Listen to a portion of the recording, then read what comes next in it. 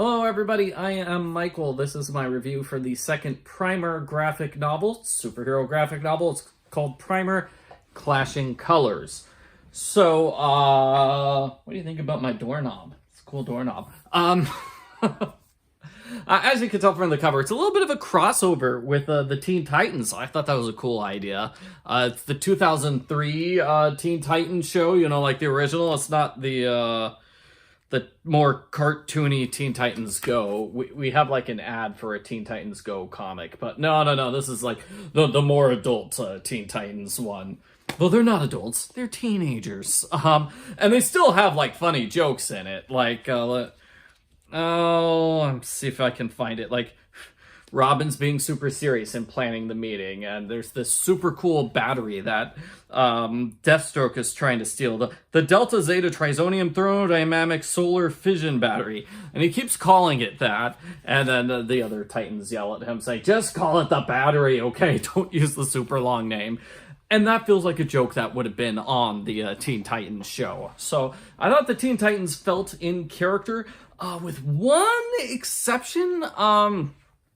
Is Raven and Beast Boy like a thing? Because they feel like they're a couple here in this book. So that kind of threw me off. But other than that, I thought the Teen Titans were pretty good. My other issue with the Teen Titans kind of comes down to the artwork, which brings me to, I'll just talk about the artwork in general. I thought the artwork was good. The first third of the book is done by the same artist as who did the original Primer book. So I thought that was great. I mean, it looked like it fit in with the previous book. The characters all looked cool. I did like seeing the Teen Titans drawn in this different style. The final 2/3 of the book were done by a different artist, and you can tell because the art style changes drastically, and there are no borders on there are no black borders on the panels. And just as a personal preference, I prefer like black borders on the panels. There are funny jokes. Let me see. A really silly joke here is Primer. She uses 3 of her things, so she does she turns herself into Batman using her morphing ability, an enhanced IQ, and then an enhanced senses. Is like, yeah. And so she uses that in order to track down where the bad guy is. And then she's like, oh, I can't fight you yet. Wait 5 minutes. I'm going to load another set of 3 paints. And the bad guy's like, I'm not putting up with this. What a lame superhero. I'm leaving. That was really funny. So Primer's got a new suit. And let's see if I can show off. Well, I mean, the cover shows off her new cool suit. And it's kind of got this new paint thing here. And so that's the limitation, is that, she can switch her colors, i.e. her superpowers. So she can switch her superpowers every like 5 minutes. So basically she's in the same scenario she was in the first book. She's only got 3, and then she's kind of stuck there. She can't really switch out in the middle of battle. So that seems like a good limitation, though. Like, if she could switch between, like, all 500 powers, well, she's only got 33 powers, but if she could switch between all of them in, like, seconds, then she might be a bit too overpowered. You could argue she's overpowered as it is, but she is just this really silly teenage girl, and she makes a lot of jokes, like, constantly, to the point where other people are like, okay, stop making jokes, be serious. Like, with the Teen Titans, she picks the power of making a bunch of copies of herself. And so she makes like 20 different primers. And then all the primers are just kind of messing around and making jokes with each other. Sort of like Billy Numerous in the Teen Titans show. I was expecting them to like make a Billy Numerous joke, but they did not. And she messes up the Teen Titans. She messes up, and so the Teen Titans are not able to prevent Deathstroke from stealing the super cool battery that he's been trying to steal. So, and she kind of fails her audition with the Teen Titans. Basically, the Teen Titans are in town to stop Deathstroke, and she tries hanging out with them and trying to be friends with them and trying to join the superhero group. And they think she's not mature enough, which she is not mature enough. She probably needs a bit more experience. In the storylines, with her at home, though, like her mom, or her stepmom is feeling insecure, adopted mom, I should say, is feeling insecure because Ashley never calls her mom. You know, Ashley calls Kitsch dad all the time, but Ashley kind of has a little hang up about her mom because she never knew her mom. Mom died shortly after giving birth. And storyline number 2, like her best friend is kind of getting distant. I wouldn't say distant, but kind of like acting like he doesn't think she can do it. He's trying to stop her from, you know, fighting crime, and I totally thought it was going to be like he's in love with her and doesn't want to see her get hurt. And that's sort of it at the end of the book. Oh, I don't want to give spoilers. Not giving spoilers, but there is an explanation that makes sense. She also makes a new friend named Violetta, or Violette, and that was fun too. Her new friend is a big fan of Primer, and so, you know, when her friend kind of talks about Primer, that's sort of what like encourages her to keep going and keep trying with the Teen Titans.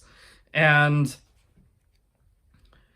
let's see, did I talk about the artwork? Okay. Oh man, I don't want to get into spoiler territory, but the artwork, so the first third of the book is done by the person who did the artwork for the first Primer book, so it looks good and totally fits in with the first book. I think I mentioned that I really liked seeing the Teen Titans in this different art style, but the second 2/3 of the book are done by a different artist, and you can tell they're done by a different artist, and it's fine. I prefer having black borders around all the panels, and the characters tilt their heads a lot, which is fine. It varies up the art. It's not like Garfield, where the characters are always looking in the exact same direction. Their heads like never tilt. They never go left or right. But seeing Raven, like, okay, here's a good picture. Like, Robin's tilting his head to the side, and I don't think he really does that normally, but Raven looking a little too cutesy, I think. She's normally all dark and mysterious. Yeah. So, I would recommend the book. I liked it as much as the first one. I hope they make a third one. I hope I'm not repeating myself in this video. Rest of the video, spoilers. Spoilers. So this is gonna, if you don't want spoilers, Deathstroke has a son, so Deathstroke's son kind of plays into this and causes problems. Yeah, Deathstroke purposely lets himself get caught. So Deathstroke is working with Primer's villain, who's in jail, the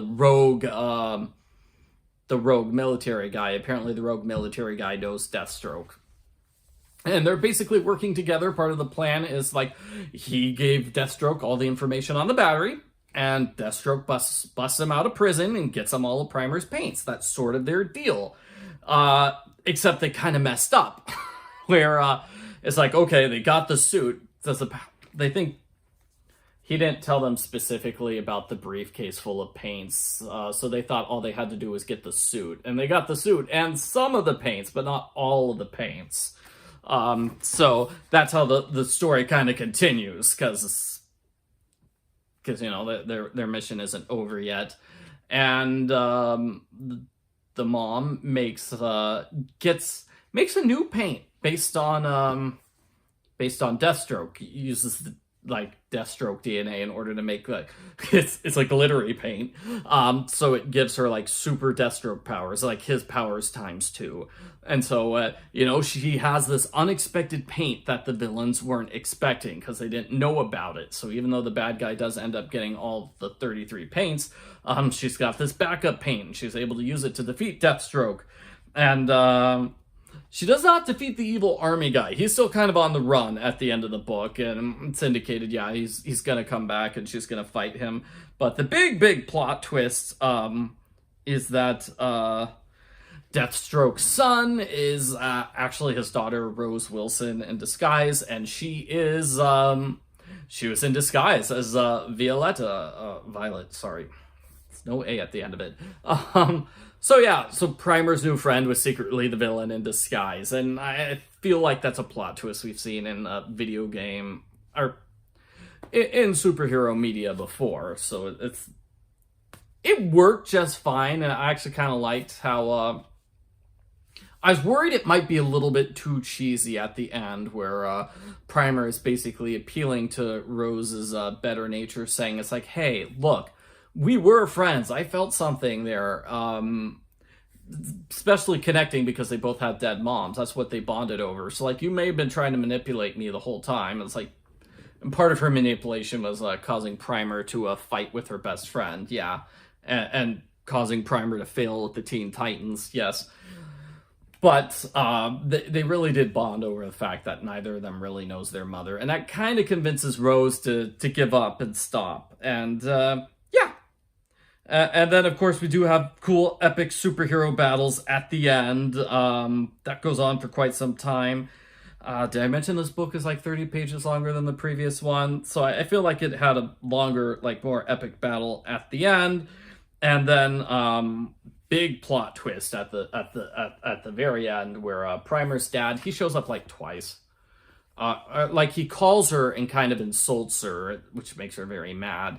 But at the very end, he's like, hey, your mom's still alive. Dun, dun, dun. It's like, you've got to break me out of prison if you want to see your mom again. And she's like, Mom is still alive? Head tilt. And, yeah.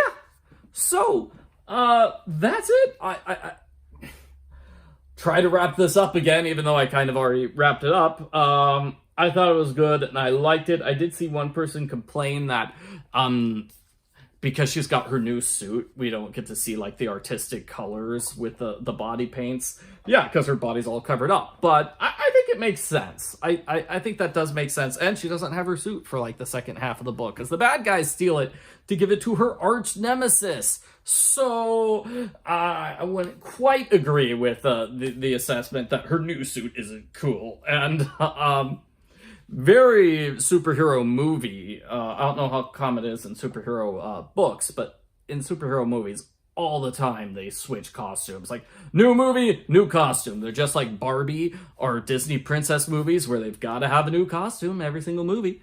So, definitely, I'd recommend this, and Primer, the original one as well. Fun superhero graphic novels for the middle school set, and especially cool.